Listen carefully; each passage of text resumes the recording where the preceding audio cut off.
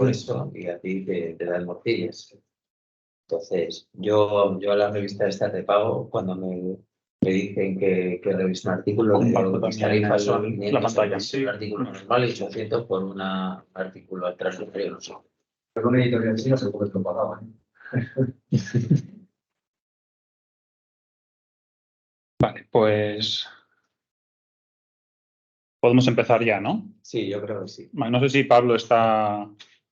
Confirma que te ve. Que te confirmen a ver si se oye bien. Sí. Confirmando. Se ve bien y se oye bien también. Perfecto. Pablo, no sé si... Yo aquí le veo. Sí, estoy aquí. Adelante, empuja. Vale. Hola. Perfecto. Vale, pues vamos a empezar. Vamos a hacer un poco, antes de nada, una recapitulación de lo que vimos en la última exposición que hicimos, para entender un poco de dónde viene este Perturbational Complexity Index y un poco tener unas ideas básicas. Vamos a hacerlo un poco rápido. Se va a encargar mi compañero Pablo, a ver si te oímos. Vale, vas a tener que pasar tú las diapositivas. Sí. Pero vamos, ¿qué es el PCI? Como algunos recordaréis, pues es una medida que se desarrolló como una medida de complejidad de la actividad cerebral, pero específicamente con respecto a estimulación de algún tipo, ya sea eventos auditivos o visuales o TMS, como es el caso del primer paper donde fue presentado. Que fue aplicado a trastornos de consciencia y mediante EEG con TMS. Y bueno, como veremos más adelante, pues es una medida que funcionó muy bien para diferenciar diferentes estados de conciencia, sobre todo estados de conciencia mínima con respecto a inconscientes, tanto en sueño como en trastornos. Entonces, tal y como está diseñado esta medida, el PCI, el PCI puede ser bajo en base a dos características, que son la integración y la diferenciación. En el caso de la integración es si hay poca interacción entre las diferentes áreas corticales, entonces la matriz de activación de los potenciales evocados después del estímulo, que está localizado en un punto específico, estará restringida especialmente espacialmente a la región donde hemos aplicado la perturbación y no se extenderá, por así decirlo, y eso dará una baja integración. Pero también puede ocurrir que este estímulo sí que se extienda por todas estas regiones, pero que se extienda de la misma manera, de una manera estereotipada por todo el espacio, y entonces podemos considerar que es redundante. Entonces hay una baja diferenciación entre las diferentes regiones. Y esto ocurre en sujetos que tienen un bajo nivel de consciencia, ya sea dormidos o anestesiados o trastornos de consciencia. Y por otra parte, el PCI será alto, pues con el caso contrario a lo que hemos visto antes, que es decir, que la matriz, que los potenciales se extiendan por más regiones, además de las que están cerca de donde se ha estimulado, y que además esa extensión de la respuesta no sea redundante, que sea diferente en cada una de estas regiones por la que se está extendiendo. Y esto se da en sujetos con alto nivel de consciencia, como podemos observar en esta gráfica que, vamos, básicamente el eje X, cada número es un sujeto, 1, 2, 3, 4, 5, 6, etc. El eje Y es el PCI, esta medida, el valor que tiene, y en diferentes casos. Tenemos los niveles de TMS que vienen dados por cada color y las diferentes localizaciones del TMS son las formas de los puntos y las diferentes condiciones. Entonces tenemos sujetos en los primeros, del 1 al 8, son sujetos despiertos, que tienen un PCI alto. Y luego, a partir del sujeto 9, son bajo diferentes condiciones, sueño REM y diferentes fármacos, como midazolam, xenón o propofol. Y los mismos sujetos con y sin este estado de fármacos o despierto o dormido. Y como se puede observar, también diferencia muy bien en los diferentes estados de consciencia. A ver, Pablo, dos cosas. En esta gráfica, por lo que vemos, uno, que la intensidad de la TMS tampoco influye mucho en este índice, ¿no? Sí, esa es la conclusión que se llega, efectivamente. Vale. Pero bueno, esto es interesante porque, bueno, daría igual un poco el umbral motor. Y luego, solo una observación, es sueño no REM, ¿vale? El sueño no REM Sí, es el sí. profundo. El sueño REM es cierto. mucho más superficial, más cercano al estado de vigilia, ¿no? Lo digo Sí, es verdad. Es no REM, efectivamente. para no confundirnos después. Vale, gracias. Y bueno, y luego esta misma medida se aplicó también a controles y a sujetos en distintos estados de trastornos de conciencia, como síndrome vegetativo o estado de mínima consciencia, MCS, o de mínima consciencia emergente, que son básicamente diferentes grados desde después del coma hasta un nivel de conciencia que sería ya de sujeto sano.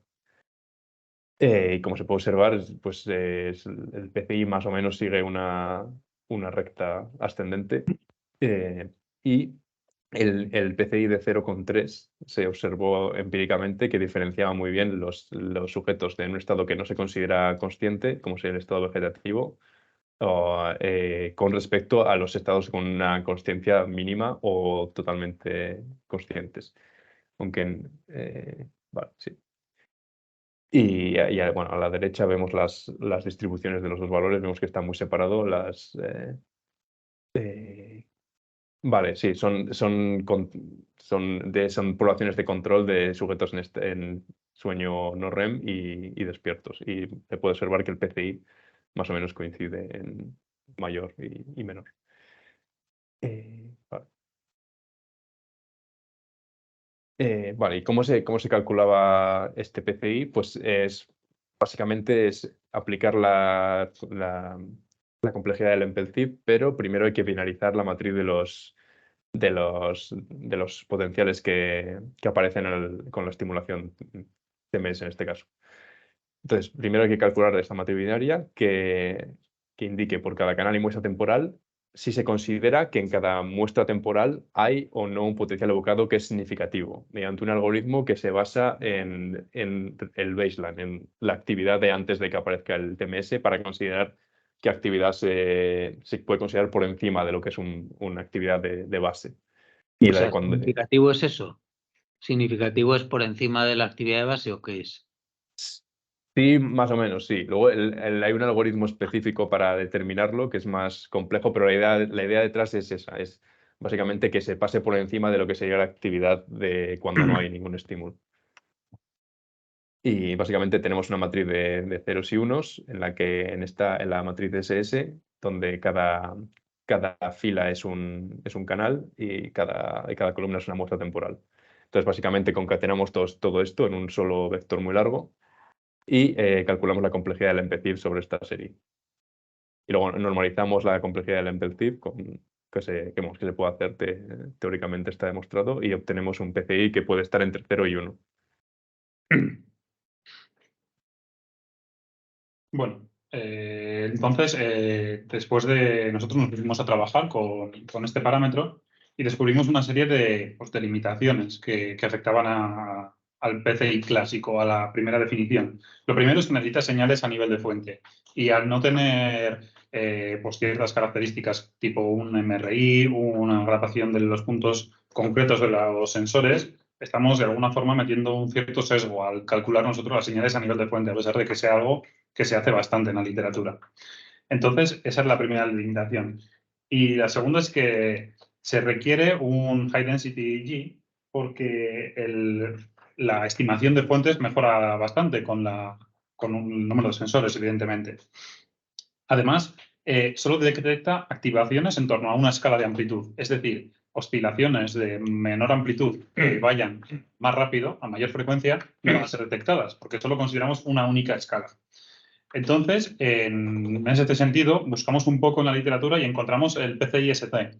Es una evolución de este parámetro que se considera, aparte de más rápido, generalizado.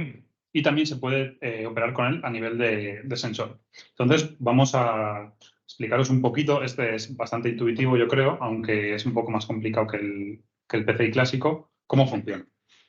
Vale, comenzamos con los potenciales educados. Ahí lo tenemos en azul, en la fila de arriba.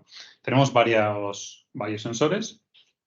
Y lo que hacemos, el primer paso es dividir esta señal en sus componentes principales para reducir un poco la dimensionalidad y con esto quitarnos componentes que no nos interesan porque son de ruido, porque no nos interesan. Básicamente son de baja amplitud, de baja SNR. ¿Cuántos componentes cogemos? Pues es un parámetro que debemos seleccionar. En este caso es quedarnos con el 99% de la varianza de la señal. Cuando ya los componentes que hemos seleccionado explican el 99% de la señal, paramos. Luego, sobre cada uno de estos componentes, voy a explicar el procedimiento. Este procedimiento se va a repetir para cada uno de los componentes. Si tenemos 10 componentes, se va a repetir 10 veces. ¿Qué hacemos? Calculamos lo que se llama una matriz de distancias, tanto para el baseline como para la respuesta. ¿Qué es esta matriz de distancias? Simplemente es la diferencia para cada instante temporal, la diferencia en amplitud entre un instante temporal y otro. Por eso es una matriz cuadrada de tiempo por tiempo. En la diagonal será todo ceros porque la diferencia entre un instante temporal y el mismo es cero. Y, y queda, en este caso, quedaría algo así. Son matrices simétricas porque entre el instante A y el B la diferencia es la misma que entre el B y el A.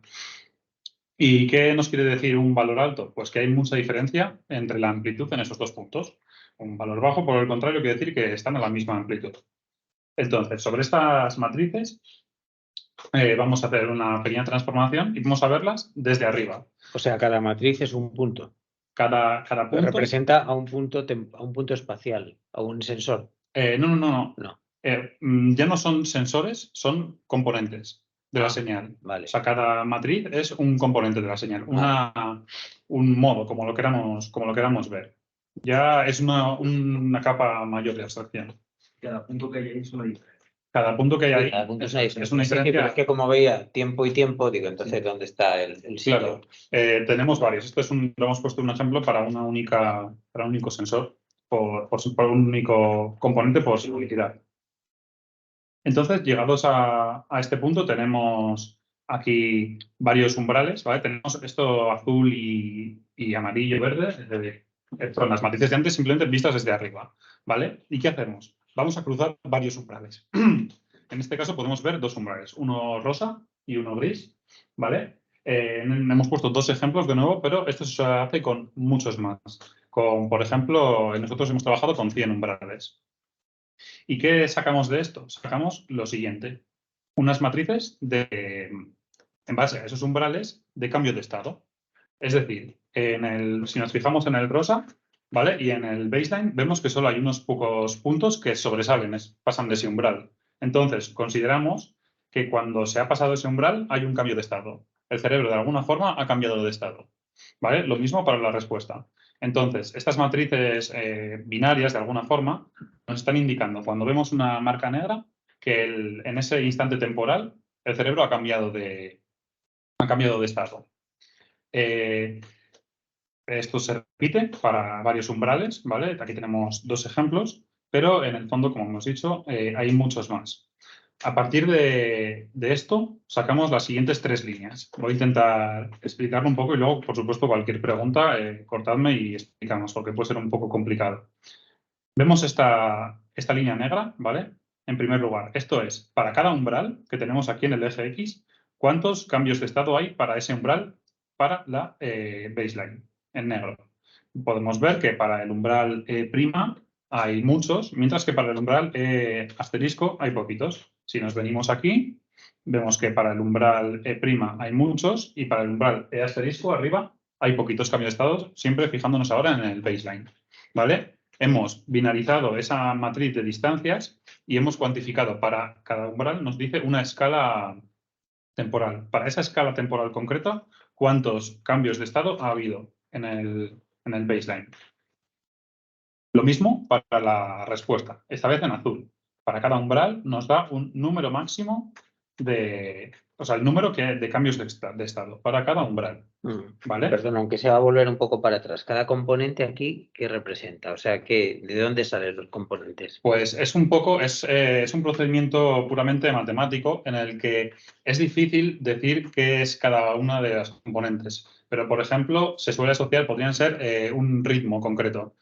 No tiene por qué ser alfa, pero igual, si hay un pico alfa muy marcado, posiblemente haya una componente que se seleccione en torno a ese pico alfa. Se están buscando subespacios dentro de esa respuesta. O sea, intentar separar esa eje en los componentes que lo forman. De una forma puramente matemática, es pura álgebra. Ya.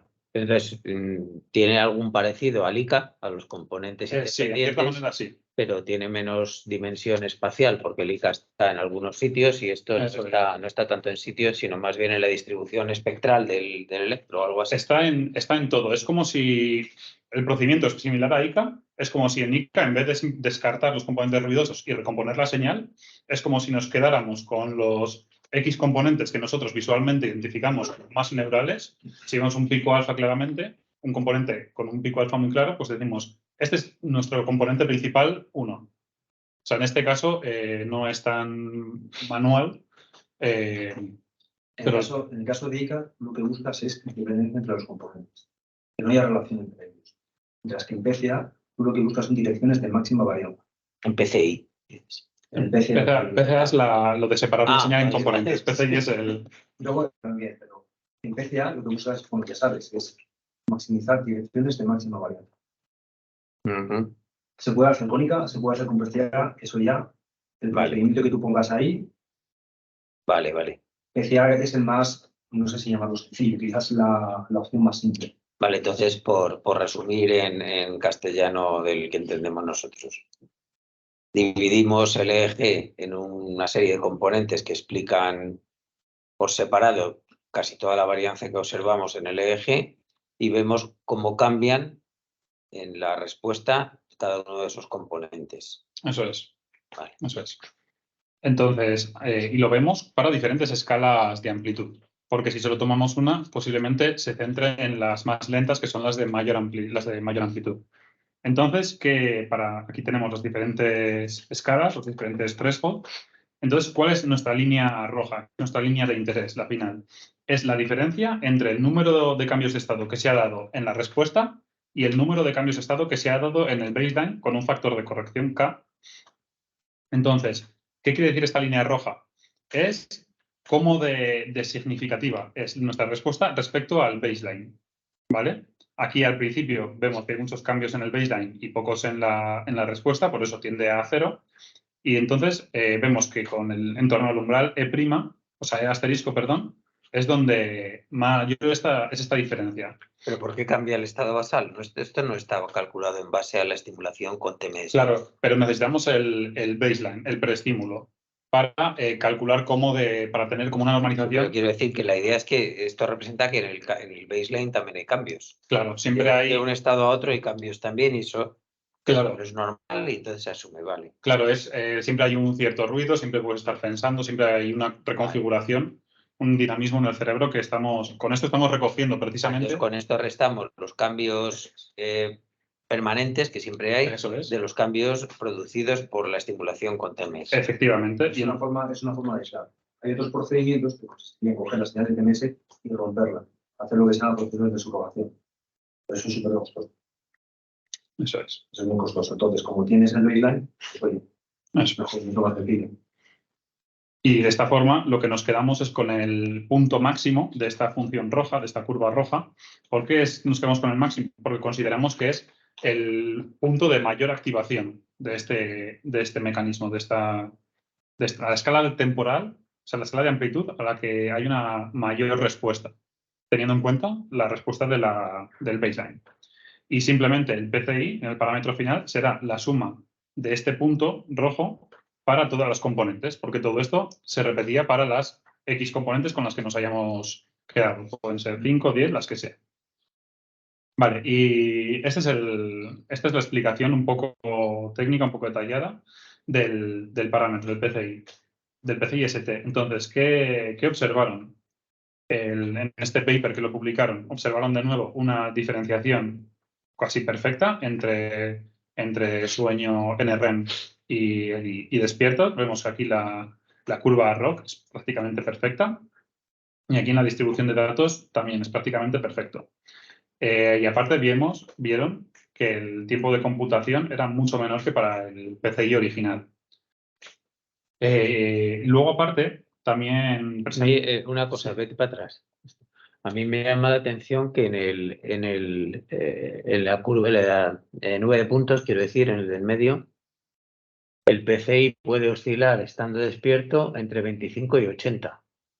Y estando dormido entre 5 y 20 o algo así. No, estas son bueno, sí, es verdad, sí. O sea, que hay que decir que en un mismo estado puede tener valores muy diferentes. Sí, sí, sí. Otra cosa es que distinga perfectamente a los que están en un estado pero en otro. Sí, Pero en un mismo estado tiene valores muy diferentes. sí, el rango Quiero de decir tiempo- porque todos nuestros pacientes van a estar despiertos. Sí, sí, y ahí vamos a ver que el rendimiento decrece bastante. Pues esto es un rendimiento, vamos, yo pocas veces he visto que un parámetro discrimine tan bien con una curva ROC de... Sí, Son estados que son Sí. muy diferentes. Entonces aquí el problema es, entre comillas, Claro. sencillo. Sí, claro, hombre, es obvio que no hace falta hacerle nada a nadie para ver si está despierto o Claro. dormido. Entonces, aquí en el artículo fueron los seguros. ¿no?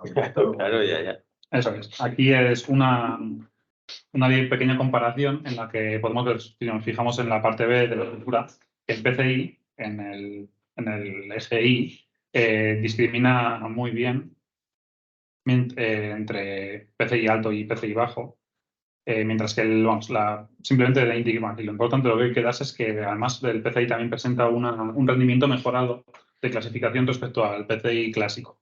Por eso esto es para justificar un poco por qué nos hemos quedado con este parámetro. ¿Vale? Y bueno, aquí pues más figuras que simplemente apoyan lo mismo, que incluso dentro de un sujeto concreto el PCI baja, pero bueno, tampoco nos vamos a extender más.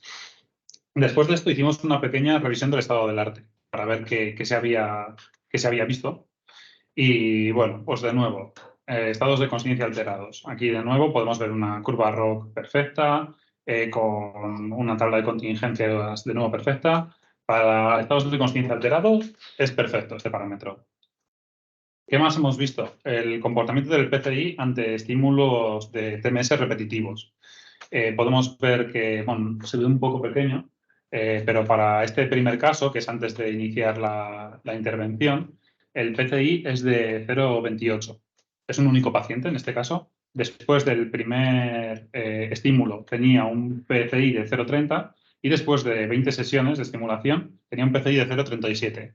Es decir, que de nuevo vemos que es un buen índice para hacer un seguimiento de los estados de conciencia alterados.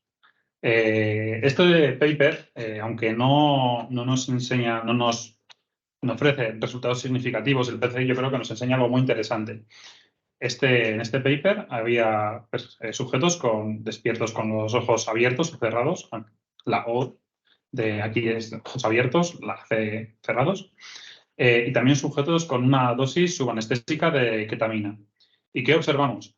Aquí observamos que en el PCI no hay diferencias, pero cuando calculamos la complejidad de la señal con diferentes medidas, el EZC y AC y SCE, sí que aparecen esas diferencias. Entonces, ¿cuál es la conclusión en la que llegan? Pues es que el PCI no nos está midiendo exactamente lo mismo que las métricas de complejidad. Esto es bastante interesante. No es solo complejidad, sino igual integración de la información. Vale, más cosas así que vimos. La fiabilidad. Vimos que, vamos bien, no nosotros, la Intraclass Correlation Coefficient nos dio que realmente para todas las áreas, después de 3 visitas, el PCI era muy similar. Tenía una correlación en el caso de la área motora, 0,93, Para el parietal parecido y para el premotor sí que es verdad que bajaba un poco, pero era una correlación del 0,74, que sigue siendo muy, muy alta. Entonces, también hemos comprobado que es un parámetro robusto, un parámetro fiable. Creo que también es algo muy, muy importante. Luego más cosas, se calculó el PCI para el procesamiento de información de sujetos con daño cerebral. Se vio, pues, de nuevo un PCI que decrecía en la zona perilesional. Tenía mayor capacidad de integración de información en la zona contralesional. Pues puede tener un cierto sentido. Más cosas en infarto. ¿Vale? En infarto vimos, yo creo que también son interesantes estos resultados. Podemos ver que el TCI diferencia bastante bien pacientes que han sufrido un infarto y que tienen post-stroke delirium de los que no lo tienen. En gris podemos ver los que sí que lo tienen y en rosa los que no lo han desarrollado. Vemos que tiene posibilidades más allá de las meras estados de conciencia alterada. ¿Tienes idea si ahí la TMS se la dan cuando están... O sea, delirium significa estar confuso. Sí. ¿Tenéis idea de si ahí les ponen la TMS cuando están confusos o después ya cuando ya están recuperados y dicen que han desarrollado esto o antes de desarrollarlo? O sea, cuando están... No lo he mirado, la verdad. Tengo aquí el paper, pero no lo he... No, porque delirium es un estado de disminución de la conciencia. Entonces, bueno, pues más o menos sería redundante con lo anterior. Sí. Otra cosa sería que tuvieran ya ese estado, digamos, de mala integración y eso predijera que luego van a desarrollar delirium. No, la información que nos da no es igual si se hace el estudio antes o durante el delirium. Pues es que ahora mismo no pasa nada, no simplemente por saberlo. Vale, y vimos también que el PCI presentaba unas correlaciones interesantes con el tamaño de la lesión, ¿vale? Provocado por el ictus. En este caso es el ictus, brain stroke. Unas correlaciones bastante altas, de 0,5 y 0,44 en función de la región cerebral. Y también presentaba correlación con el NIHSS, es un índice de la severidad de un ictus. Y son valores de correlación todos significativos y bastante elevados, llegando a menos 0,65. También me pareció bastante interesante. Luego también vemos que el PCI, en este caso, no había diferencias entre el PCI de la zona contralesional e lesional, también en ictus. Y este es un estudio, es muy preliminar, como podemos ver, en el que se estudiaba el PCI en enfermos de Alzheimer. Aquí podemos ver en azul los controles y en rojo los enfermos de Alzheimer. Es una muestra muy, muy reducida para sacar ninguna conclusión porque tiene apenas 3 enfermos, pero bueno, las tendencias son interesantes. Son como para considerarlas. O sea, estando despiertos todos, claro. Todos estando despiertos, efectivamente. En este caso, vamos con la hipótesis que nosotros planteamos en su momento para pacientes con esquizofrenia. Pues como esos pacientes tienen alteraciones en la inhibición por la disfunción del GABA, nosotros pensamos que como no se inhibe, muchas áreas van a reaccionar de manera similar. Entonces, la respuesta es redundante entre zonas, hay una baja diferenciación y por eso van a tener un PCI reducido. ¿Vale? ¿Qué hemos visto nosotros? Pues, en primer lugar, en el primer análisis, vimos que los controles con todos los pacientes, que incluían esquizofrenia, los 2 grupos de esquizofrénicos, tanto crónicos como primeros episodios, había diferencias. Luego fuimos un paso más allá y calculamos solo controles versus esquizofrenia, los 2 grupos, y no había diferencias. Y al disgregar por grupos, pues vimos un poco, confirmaron lo que ya habíamos visto, que es que las diferencias se dan entre controles y pacientes con desorden bipolar. ¿Qué quiere decir esto? Pues en primer lugar, que el PCI no diferencia controles de esquizofrenia. que tampoco diferencia esquizofrenia de bipolares, pero que sí diferencia controles de bipolares. Ya. Eso lo podemos ver un poco regular, pero bueno, podemos ver aquí disgregados los valores, que sí que es verdad que tampoco aportan más valor a esto, o sea, podemos pasarlo. Y, Sí, pero vete un poco aquí al anterior. vale. Aquí a pacientes con todo. O sea, todos los pacientes. Bueno, yo creo que, a ver, una explicación que yo creo que es bastante razonable de lo que estamos viendo para explicar por qué la primera sí y la siguiente no, es que en la primera hay más pacientes y en la segunda vemos grupos más pequeños de pacientes, ¿no? También puede ser, sí. Claro, porque es que, no sé, en vez de a ver cuántos hay de cada tipo en el... Ahí.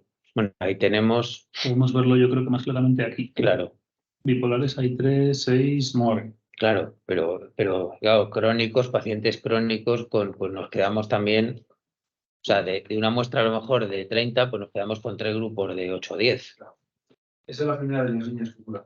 Sí, Claro. eso es. Eso es. O sea, yo a mí lo que... Bueno, yo antes de meternos en líneas futuras, a ver si lo hemos entendido bien, o sea, nosotros lo que querríamos obtener de esto es una medida, digamos, de conectividad funcional, de cómo tú metes información en el cerebro, que es el pulso de TMS, y cómo se difunde por el cerebro de manera diferenciada o de manera integrada. Eso es. ¿Vale? O sea, si se difunde a lo loco, perdón por la expresión de esto, o si se difunde de una manera pues, más segregada, más similar a los normales. Tanto en términos espaciales como en términos de que por aquí aumenta más, por allí aumenta menos y demás, ¿no? O sea, sea una medida de conectividad funcional. Sí, más. Sí, o de propagación de la información. Sí, como, bueno, sí, de propagación no, pues con conectividad me refiero a propagación. O sea, No. hasta ese punto estamos de acuerdo que esto podemos esperarlo, que es muy complementario de lo que hemos visto en otros estudios en los que el estímulo es la P300, que a fin de cuentas es un clic y el sujeto tiene que hacer una cosa y entonces cambia su actividad cerebral. El cambio, allí lo llevábamos entropía o density connectivity strength, que son a fin de cuentas también medidas de reconfiguración. Aquí en lugar de ser una medida cognitiva, que también depende un poco por si el sujeto lo hace bien, lo hace mal, lo hace más con más ganas o con menos ganas, es una medida igual para todo el mundo, es un pulso magnético. Y ese pulso magnético sabemos que modifica la actividad cerebral. Y la modifica en función de integración y diferenciación. Que ambas las juntamos en una cosa que se llama PCI, Perturbational Complexity Index. Entonces vemos que globalmente el grupo de pacientes tiene una medida algo diferente que el grupo de controles. No tan diferente a lo burro como si estar despierto o estar dormido, porque es evidente que los pacientes, claro, es que no están ni en coma ni nada de eso, ¿no? Sino que los valores del PCI que obtenemos no son muy inferiores a los que observamos en sujetos sanos despiertos, porque estaban como por encima de 40 todos, ¿no? Claro, eso depende bastante de la longitud de la señal que se considere. Eso complica un poco la replicación acerca de, o sea, entre estudios. Vale. Depende de si tienes una longitud mayor, pues varía el parámetro en sí. No está normalizado como estaba. Vale, pues, o sea que esos valores no son, ¿no? Eso es. No tenemos que fiarnos de que lo normal para estar despierto sea por encima de 40. Eso hay que fiarse, ¿no? Vale. Bueno, pues puestos de acuerdo en esto, yo creo que es una medida muy interesante, ¿no? Sí, sobre todo por lo que dices tú, que es que nos da cosas diferentes, nos dice cosas distintas a las que nos puede dar la actividad métrica de conectividad. Estamos ya con unos mecanismos más finos, o más complejos, de cómo se propaga la información y cómo se organiza luego esa información. Porque cuando Víctor hablaba de estamos analizando las señales a diferentes escalas de amplitud, realmente tú lo que vas a mirar es cómo es la estructura geográfica a diferentes escalas, es decir, lo que es la estructura fractal de la señal. Es que estamos ya empezando a meter otro tipo de conceptos un poco diferentes. Y cuando tú descompones la señal en diferentes escalas, tratas de ver lo que es, por ejemplo, lo que es su dimensión, sus dimensiones intrínsecas. Eso ya estamos como que donde ya cosas tipo pues, emisiones fractales, pues lo que es más la organización puramente biológica de las temperaturas. Ya. Y esto, claro, lo estamos aplicando a la respuesta a la TMS, pero en buena lógica podría aplicarse también en la respuesta al estímulo de la P300 Sí. o a que tú estés haciendo una tarea cualquiera, ¿no? Sí, sí. Cualquier cosa que perturbe. Ajá. Exactamente igual. Efectivamente, sí. Claro, hombre, la TMS, claro, perturba más, como más a lo burro, y se difundirá la señal por todo el cerebro, porque eso sí sabemos, pero en buena lógica, ¿por qué no?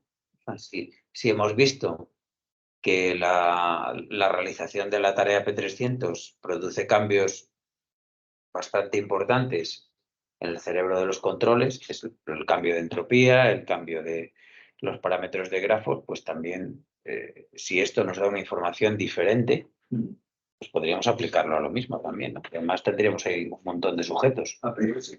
A priori no había problema. Necesitas que haya pues, un desencadenador que lo que haga sea modificar cosas y esto Claro. lo que modifica es hasta cierto punto pues cómo se propagan las cosas cuando se haya realizado un Claro, pero aquí hay 3 grupos de 8. En el caso de la P300 y demás, a lo mejor hay Claro. 3 grupos, o sea, un grupo de 90, otro de 40 y otro de 50.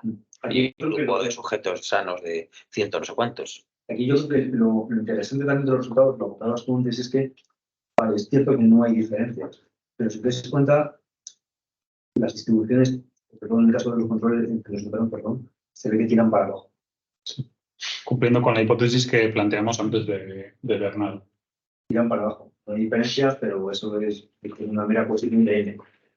Sí, además en el de la derecha, si lo estoy viendo bien desde aquí, el orden es de controles, primeros episodios, crónicos y bipolares. Sí. ¿Correcto? Sí. Entonces, en el grupo de primeros episodios es en el que una media baja, pero hay más dispersión.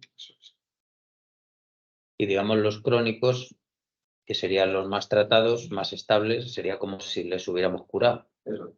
Sí. Tiene su lógica, no es eso. Sí, pero bueno, los bipolares también están mal y también están, entre comillas, curados, pero bueno. Puede ser que simplemente afecte a diferentes, esté grabando diferentes mecanismos que igual para los bipolares tienen alterados de una forma diferente en que los esquizofrénicos. Bueno, bipolares hay menos, sí que es cierto. A lo mejor eso hace que la distribución esté un poquito más compactada. Puede ser simplemente un rehecho de la N. No, porque los bipolares, por lo que veo, hay un outlier por arriba y otro outlier por abajo. Sí, claro. Y los demás están ahí juntitos. Sí. Cuando sea. Pero claro, son 8 así bipolares, ¿no? No, que creo. 9. Cuidado, pero bueno, en general yo creo que sí que para abajo sí que tiene los resultados. Sí, desde luego, bueno, pues, hombre, las dispersiones son grandes porque excepto en el grupo de los controles, los demás son pocos, claro. Entonces, bueno, yo creo que... Venga, sí, que Vale. querías comentar más cosas. Sí, 4 cosillas ya de las líneas futuras. Bueno, aparte de lo obvio de añadir más sujetos a los grupos o desarrollar una variante del PCI nueva, igual que ha salido el PCI ST, habíamos pensado en hacer un fine-tuning sobre los parámetros del PCI.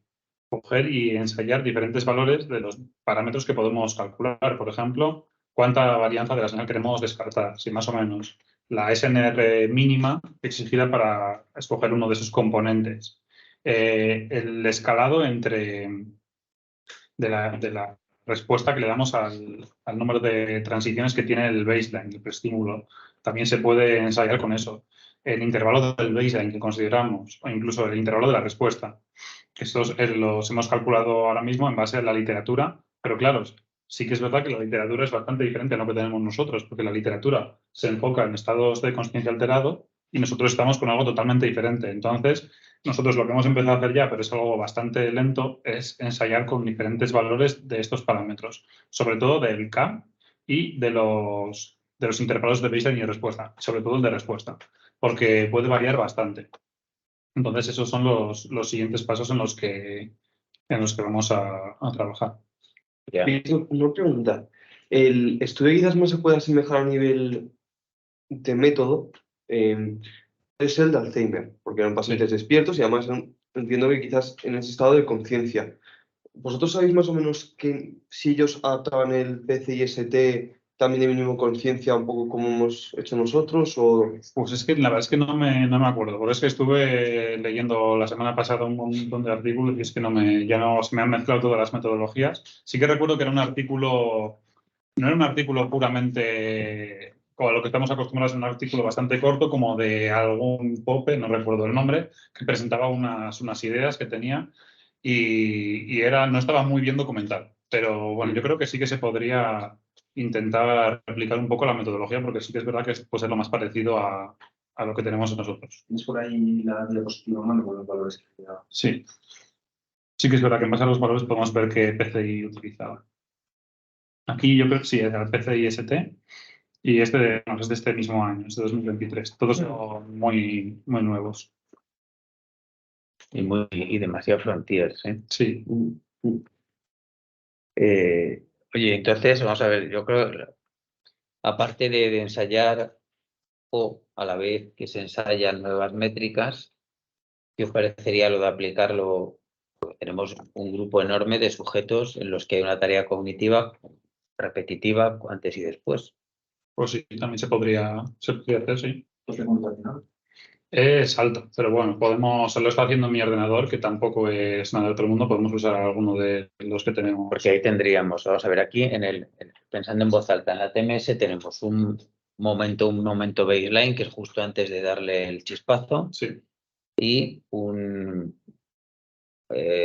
intervalo de cuánto, ¿de cuánto cogéis? Hasta 300 milisegundos. 300, pues que es bastante similar al intervalo de la P300, entonces. Sí, sí. Porque en la P300 tenemos en cada trial, tenemos un intervalo previo, se pueden coger, de intervalo previo en la TMS que habéis cogido? 300 también, ¿no? De Creo- los 400 a 50, los 50 son cuatro. Sí. Sí, creo que era eso, de menos 400 a menos 50, o sea, 350 milisegundos. Pues eso, en la P300 podemos coger también algo muy parecido. Sí, sí, sin duda, se podría. O incluso más largo en la P300. ¿Cada cuánto se presenta un estímulo un pitido? Cada segundo, así. Algo así, semi-aleatorizado entre 1 segundo y 1,5 segundos, creo. Sí. Ya, buenísimo, ya ahí. O sea, si tuviéramos un segundo entre estímulos, podríamos coger algo un poquito más largo que eso incluso, y eso vendría bien, ¿o no? Yo creo que sí. Bueno, es todo ensayar, no. O sea, realmente hay muy pocos estudios. Yo creo que de este tipo ninguno. Entonces se podría ensayar y ver A ver, que. el problema de la P300 sería que el procesamiento del estímulo anterior se metiera en el baseline del siguiente. Sí, Pero eso, Yo utilizaría ventanas interesantes. Ujú. Sí, además tiene la ventaja de replicarlo. Claro, Sí, porque- claro. Además, luego si no, estamos ya en la frontera es de 1. claro. Es que lo que hemos utilizado es 150 antes del target, me parece. Pablo, ¿cuánto utilizaste tú en el último? Echaste un poquito para atrás, ¿verdad? En el último artículo, dices con P300. Sí, con Metastable. Yo creo que echaste un poquito para atrás el baseline. Pues te lo digo ahora mismo.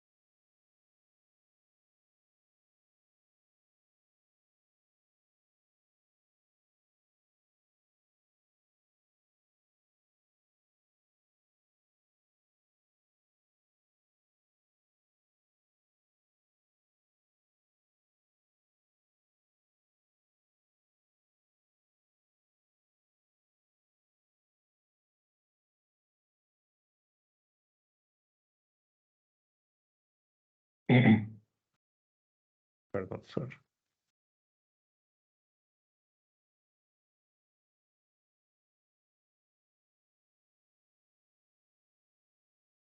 Me suena que es desde menos 300. Estoy en la web donde está, pero la figura se ve. Me suena que hicimos eso para coger un segundo total. Sí, es menos 300 a 700 diría que es, pero es lo que estoy intentando. Menos 300, 700. Sí, vale, sí, lo encontré. Aleluya. Sí, desde menos 300 hasta 700 después del estímulo. Eso es. Lo que pasa es que son menos 300, pues es bastante posible que tengamos todavía influencia de la respuesta al... Porque la P300, bueno, pues es el pico máximo, que muchas veces aparece a los 400 y pico, y luego después lo que queda de bajada, pues puede llegar hasta los 700 y pico también. Bueno, si bajamos mucho el baseline, pues como tenemos que diferenciar entre baseline y respuesta, si bajamos lo que más nos funciona es el baseline, pues tenemos una frecuencia de muestreo, creo que era de 500, ¿verdad? Sí, No sí. recuerdo mal. Tenemos en total 500 puntos. Nos vamos a quedar ahí con un baseline de muy poquitos puntos. Y ahí el índice, ¿listo? ¿Cómo? Con los, ¿Verdad? con los pocos puntos que nos van a quedar ahí a la hora de poder estimar el índice, vamos a tener suficiente. No lo sé. Bueno, Se puede probar de todas formas. podemos buscar, o sea, una solución intermedia. Vamos a ver si el P300 es el pico máximo desde 0 hasta 300, pues lo mismo. Sí, 600 se puede estimar una medida segura de respuesta y dejar entre medias, sino, o sea, por ejemplo, hasta 600, de 0 a 600 y luego de 250 o algo así. No recuerdo las ventanas, me suena que las que utilizábamos eran 150 por 250. Sí, sí, sí. Eso es. Desde menos 150 hasta más 450, sí. Pero yo creo, sí, yo ya digo que a mí lo que me preocupa es que se meta la respuesta en el baseline. Entonces estemos condicionando. Entonces, 150 si es demasiado poco, pues yo creo que subir a 250 es seguro. Porque 750 desde el target, pues ya ha pasado bastante tiempo. 300 más 300 son 600, por tanto dejas 150 de margen para que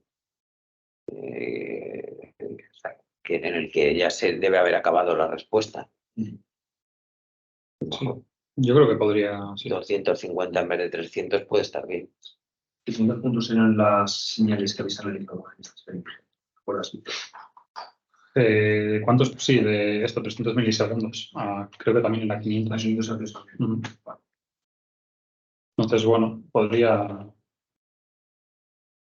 ser. Yo creo que sí, podría aprobarse. Una cosa que se me ocurre, no sé vos, desde la ignorancia, ¿eh? Claro, si comparamos las dos tareas, una es una tarea más con la P300, con el estímulo auditivo, y por otra parte también tenemos la TMS, en cierto modo no hablaríamos de magnitudes diferentes. A cierto modo la TMS, aparte de que habría, entre comillas, un ruido cognitivo, porque hay la expectativa del sonido, que sí encontraríamos en la prueba del oral auditivo, en el TMS no tanto, porque en el TMS hay esa sensación de que viene algo como algo exógeno que el paciente no espera. Aparte de que la magnitud, que entonces quizás aumentaría el ruido por ese pensamiento precognitivo de estoy esperando una señal que aparezca, que quizás en la TMS no encontraríamos porque no se espera, no es algo que esté haciendo una tarea cognitiva en ese momento, por lo tanto, quizás habría más ruido y el estímulo sería menor. Quizás también de cara al análisis, a menos que sea más comprimido, ¿no? Por decirlo así, un análisis y quizás nos costaría más encontrar datos a menos que tengamos un tamaño muestral mucho más grande, ¿no? Hay más datos, eso sí. Sí, y también eso está contemplado, el parámetro K regula un poco la diferencia esperada entre la respuesta y el estímulo. Con diferentes valores podemos controlar eso. Bueno. De nuevo sería ir ensayando con diferentes valores y ver qué sucede. Vale, pues ¿os parece que se pueda hacer esto entonces en un plazo razonable cuando podáis? No sé. Vamos a echar las cuentas primeros. Sí. unas pocas señales, como dice, pues digamos que es luego un corte computacional. No creo que sea Ya. demasiado, porque el setting, el número de electrodos es similar. Los tamaños de las señales son similares, ¿no? Entonces, Sí. O sea, no es que sea lo más ligero del mundo, pero tampoco es una exageración. Tipo, los metaestados es algo yo creo que Claro. abordable. Luego también depende de, por ejemplo, si queremos probar con 5 valores de K o con 50. Si queremos probar con 18 intervalos de baseline o, bueno, de respuesta o 5. Esos son factores que aumentan bastante el pero bueno, Sí, ahí tenéis vosotros la sí. respuesta. O sea, a nosotros lo que nos interesa mucho es que esto da una información complementaria a lo anterior Sí. y que además podemos aplicarla también a un estímulo que viene de fuera y que es fuerte y es puramente biológico. Y si ambas cosas, imaginar que la perturbación debida a la cognición es similar a la perturbación debida a un estímulo magnético, pues probablemente el problema está en el cerebro, claro. O sea, en un cerebro que conduce de alguna manera o que cambia de alguna manera más perezosamente de lo que cabría esperar. pero ahí sería interesante, por ejemplo, hacer los dos análisis para sujetos que tengan las dos pruebas. Sí. Todos los que tienen TMS tienen también esto. Combinando esas dos. El problema es que los que tienen TMS son estos, que hay Claro, pocos, claro. claro, sí. Y sobre todo si los dividimos en grupos, que yo no los dividiría en grupos demasiado, pero vamos. ¿Tiene sentido hacer una serie de evaluaciones ampliando el intervalo entre estímulos para comprobar si hay diferencias en esa línea base?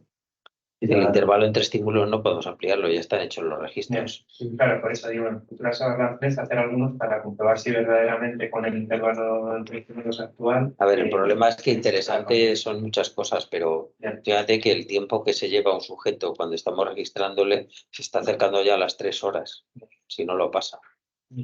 Como para meterle, claro, si cambias el intervalo entre estímulos, por cada cambio te llevas, no sé, media hora más o algo así fácilmente, ¿no? Entonces, pues eso es muy ideal, pero no es viable. No es inviable. Inviable completamente. Venga, ¿algo más? No, Bueno, pues nada, yo creo que es muy fructífero esto y a ver si nos comentáis cómo de viable lo veis. Vale. Y vamos planeando las cosas. Y mientras tanto nosotros seguimos recogiendo sujetos con TMS y demás y se vuelve a hacer este análisis cuando tengamos un grupo más grande, cuando lo hayamos duplicado o algo así. Vale. Porque de hecho ahora, bueno, en principio en Madrid deben empezar a hacer TMS también con nuestro protocolo también. Se podría, bueno, esperemos que recojan sujetos. Vale, pues muchas gracias. Gracias a vosotros.